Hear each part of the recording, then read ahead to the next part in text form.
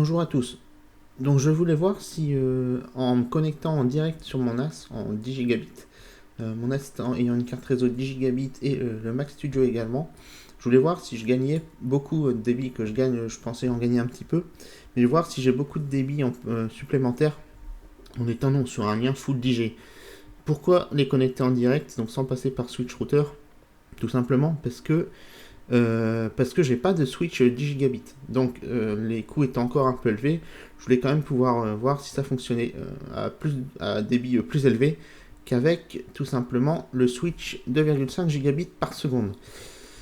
J'ai fait un seul transfert, donc j'ai déjà à peu près un petit début de résultat, et effectivement je gagne quand même beaucoup. Donc en 2,5, je suis aux alentours des 260-170 mégaoctets secondes.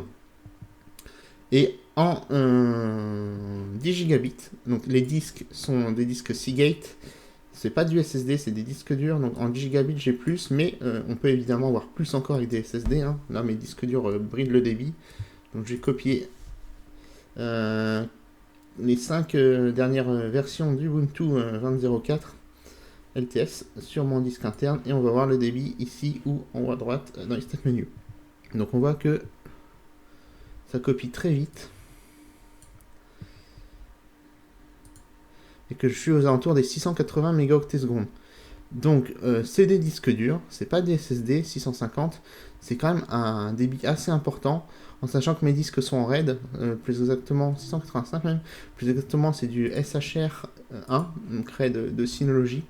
Je vais essayer avec des fichiers un peu plus gros, mais là on voit que j'ai copié une grosse quantité de données, hein, puisque il y a 14,8 Go, presque 15 Go.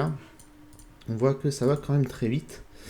Je vais essayer avec des ISO de Windows 10. Par exemple, ces 5 là. Bon, c'est la même chose. Il y a 20 Go et on voit que ça copie extrêmement vite. C'est assez impressionnant. 724 mégaoctets secondes. 713, donc ça va super vite.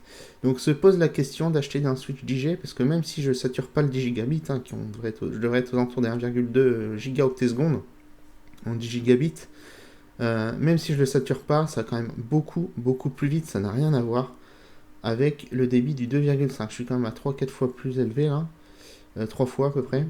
Donc voilà, c'est quand même énorme.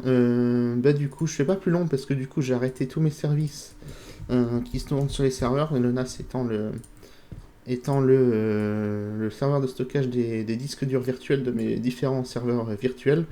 Donc, je vais arrêter là et je vais reconnecter le NAS au réseau pour qu'il puisse continuer, relancer mes services et que tout puisse continuer à tourner. Voilà.